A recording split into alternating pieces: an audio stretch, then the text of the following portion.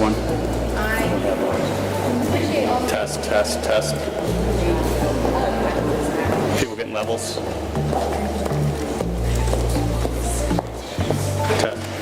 just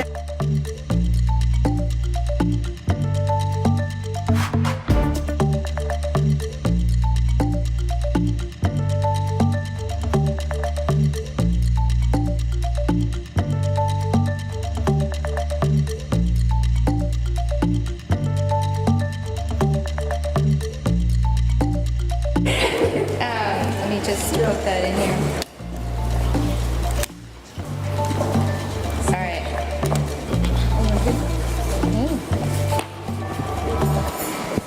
All right.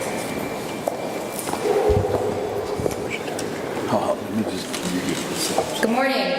I want to thank you all for being here today. I'm joined by community advocates and organizations such as Georgia National Organization for Women, Feminist Center for Reproductive Liberation, Planned Parenthood Southeast, Amplify Georgia Collaborative, and Sister Song National Women of Reproductive Justice, as well as Black Mama Matters Alliance and Indivisible. Sister Love. I wish we were gathered here under better circumstances, but the truth is what's happening right now in a hospital room at Emory Healthcare should shake every single one of us to our core. Adriana Smith was declared brain dead in February, a legal and medical determination of death. And since then, her bodily functions have been sustained by machines in an attempt to continue the pregnancy. According to her family, the hospital told them that this was required under Georgia law. But that would be an unusual and deeply troubling interpretation of our 6-week abortion ban. Women deserve the ability to give informed medical consent. And when they cannot, their families must be empowered to make decisions with full information and without fear. Families deserve clarity, providers deserve protection, and Georgians deserve laws that prioritize our health, dignity, and basic humanity, not confusion, delay, and fear. Republicans have made clear they won't repeal this cruel and unpopular law, and repeal is the only way to give women access and give them the care they need. And with that repeal, Georgians deserve to know what care they can access. We do not know what this law demands, and that is a failure of leadership.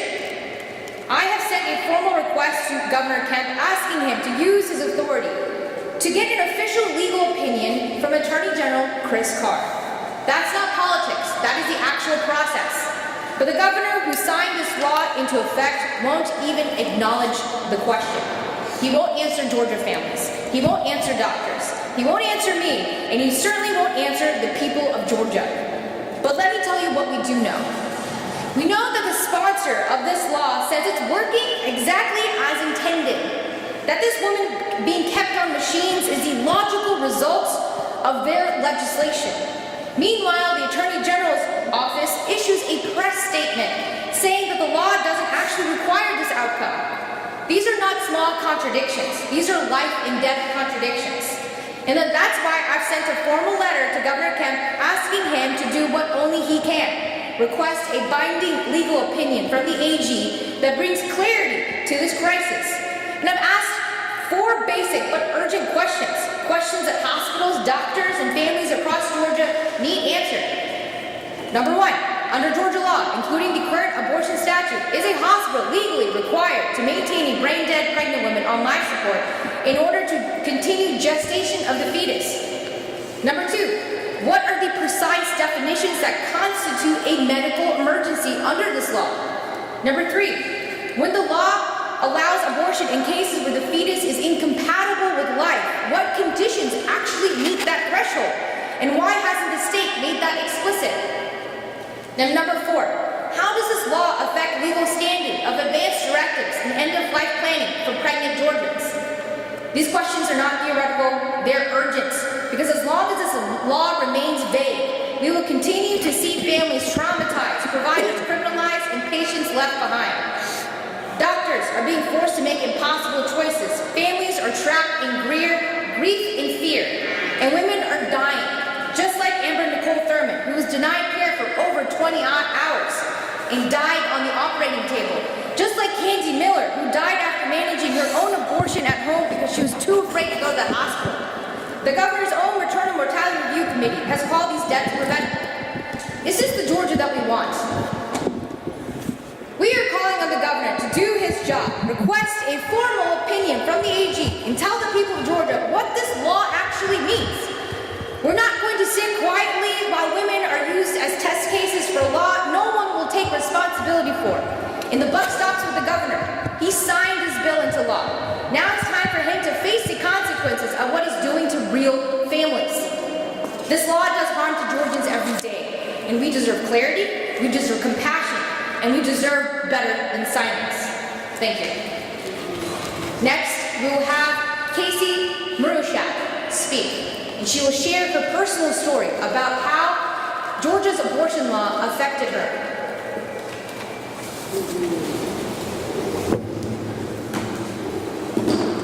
Good morning, and thank you for having me here today. My name is Casey Marushak, and I'm here today not just as a grieving mother, but as a voice for women who have suffered in silence because of the unintended consequences of Georgia's abortion laws. What happened to me is not rare. It is not an outlier. It's happening every day. 1 in 4 women experience a miscarriage. Over half of them need medical intervention to complete it safely. This is not just a political issue, it's a medical one. And yet what I went through proved just how dangerous it is when politics interfere with healthcare. Allow me to share my story with you. We lost our baby. We found out on a Thursday morning in March, just 1 day after our gender reveal, that our daughter no longer had a heartbeat, but she had been given a name, Sawyer Nicole Christian. In a matter of seconds, we went from preparing to welcome her into our lives to trying to figure out how to say goodbye. My doctor was sympathetic, but because of the restrictive abortion laws, my care was limited to a list of abortion clinics, no follow-up plan, no guidance, and no support. Over the next 2 days, I called clinic after clinic, continuously having to repeat and relive that Sawyer did not have a heartbeat. My insurance recommended me go to the emergency department because of increasing septic symptoms, so I did. I spent 7 hours there in pain, in grief, and in shock, only to be discharged with no treatment, no resolution, and no care. However, we did learn I had a condition called placenta previa, meaning that if my body had tried to complete the miscarriage on its own, I could have hemorrhaged. I could have lost my ability to have children, and I could have lost my life. And yet still nobody helped. I was forced to walk around for more than a week carrying Sawyer, who was no longer alive. Our healthcare system had no place for my situation because the restrictive abortion law ties the hands of medical professionals. Our daughter had a name. She had a family who prayed for her, who loved her before she ever arrived. Her feet will never walk this earth. Her hands will never dig in the dirt in our backyard, but she left her mark on our hearts. And now she's giving me the courage to speak to you today. My story is not unique. I'm not alone. I'm one of many women who have been failed by a system that does not see us, doesn't protect us, and does not trust us to make decisions about our own bodies. The government does not belong in women's health care. It does not belong in our grief, our decisions, or in our exam rooms. This issue will touch every family in some way, someday. When it does, I hope things are different.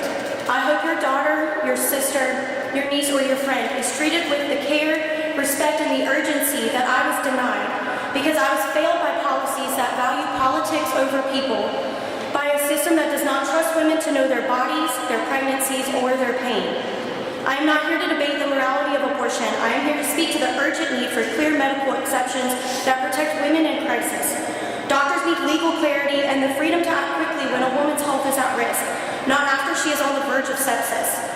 I refuse to stay silent. I refuse to let Sawyer's story end in a hospital hallway or an unanswered phone call. Her name will not be buried quietly. She mattered, and through her I have found my voice, and I will continue to use it. I will keep speaking until change is no longer a plea, but is a promise. Because if this can happen to me, it can happen to anyone, and I will not stop until women's health care becomes the priority. Thank you.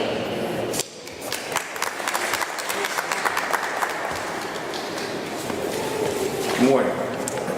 As has been articulated by many, we're not brought here today for one particular case, but for a multitude of situations that happen throughout Georgia, one of which you just literally heard. because of this draconian law that this legislature passed. What we have learned, and frankly both Democratic caucuses understood, is that this is what happens when you deprive women of their autonomy and their choices. What these situations tell us is that more women and more Georgia families will endure these uncertainties, pain, and suffering. So let's be clear. First and foremost, we need to give women their autonomy back and repeal HB 481. That is always the goal of this caucus and the House Democratic Caucus, and quite frankly, the people of Georgia. As that fight continues, we must stand with Senator Parks and demand clarification from our governor and attorney general. What rights do women have under this law? Georgians have been asking this question. We as legislators have been asking this question. And the people standing here today have been asking this question. Yet Georgia's leadership has stayed silent. This morning, I stand with everyone here to announce, to tell the Attorney General to answer the calls of these women, answer the call of the families of this state, answer the call is so desperately needed. It is his responsibility and the governor's responsibility to give us these answers.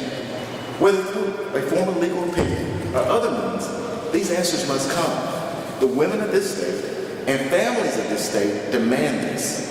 It is my duty as Senate Minority Leader, it is the duty of the Senate and the House to prevent deaths, to prevent suffering, to prevent the heart-wrenching stories, one of which you heard today.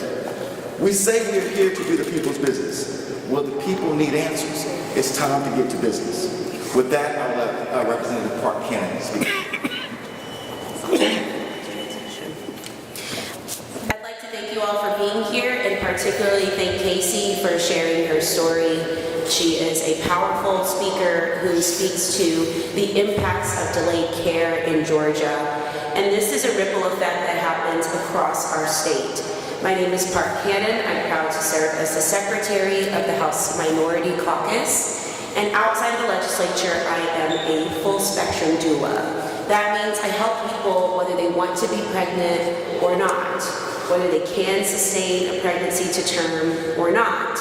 And many times in those decision-making moments, it's not about the government and it's not about God, it's about science and medicine. And today what we're experiencing in Fulton County is a medical travesty and is a concern that all legislators should carry, because we see the through line of House Bill 481 through so many different reproductive injustices happening. As the legislator for the area where Grady Hospital is, I want to thank the professionals there for doing above and beyond care, because now they're the only level 1 trauma center in this area.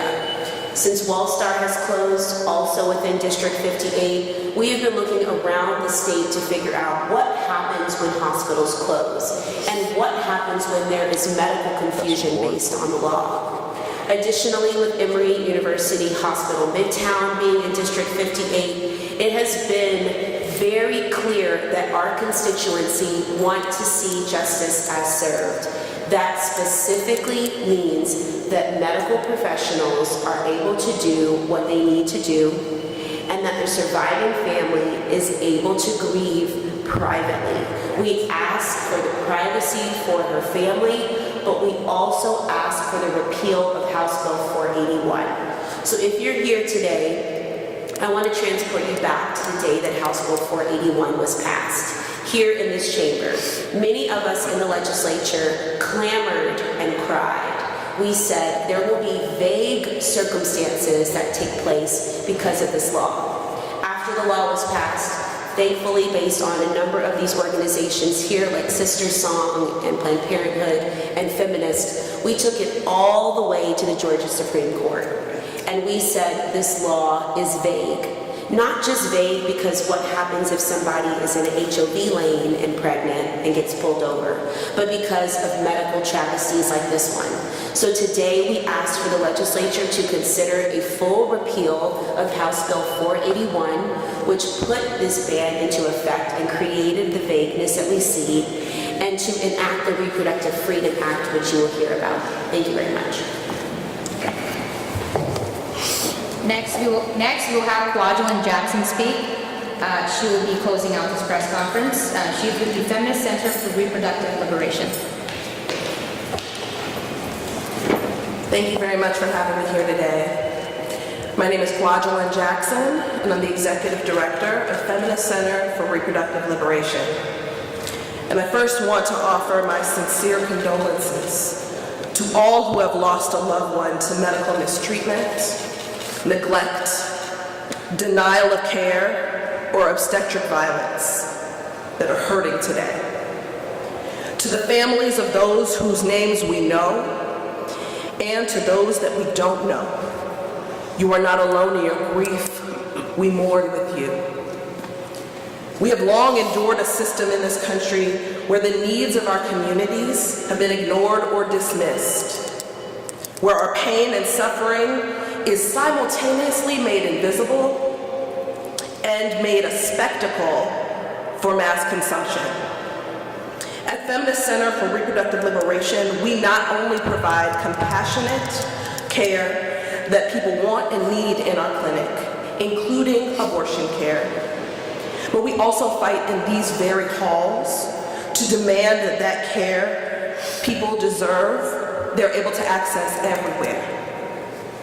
That means we fight to ensure that people can safely end the pregnancies that they don't want, and we fight so that people can survive the pregnancies that they do want. And everything in between.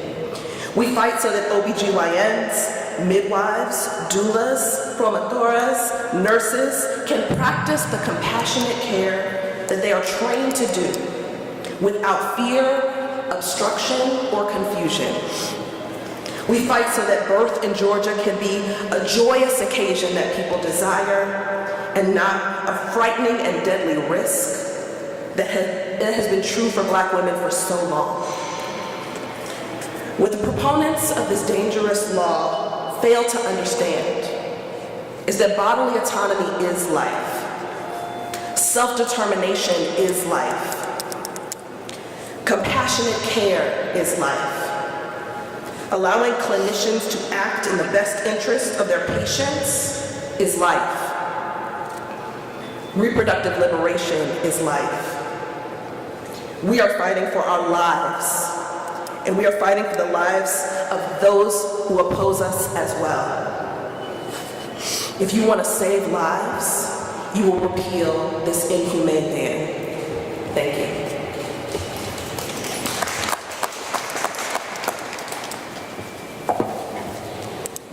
Thanks so much. That is the end of our press conference. If you have questions, we are open to answering. I know you said you're not here for any one specific case. I believe the mother, Adriana Smith, gave us some comments that indicate the family is choosing to do this type of thing. Does that mitigate at all that specific situation, or are you still concerned about this underlying issue? We're concerned with the fact that this law is mandating care without medical consent.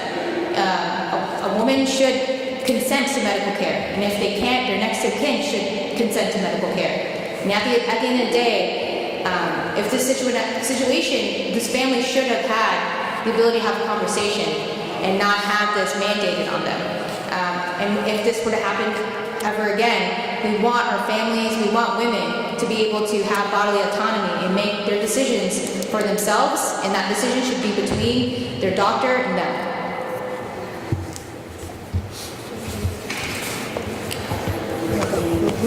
All we're saying is that with this being a second case like this that's ever really taken place in our country, when we look at the similarities between the medical circumstances and we see there's a time ticking right now.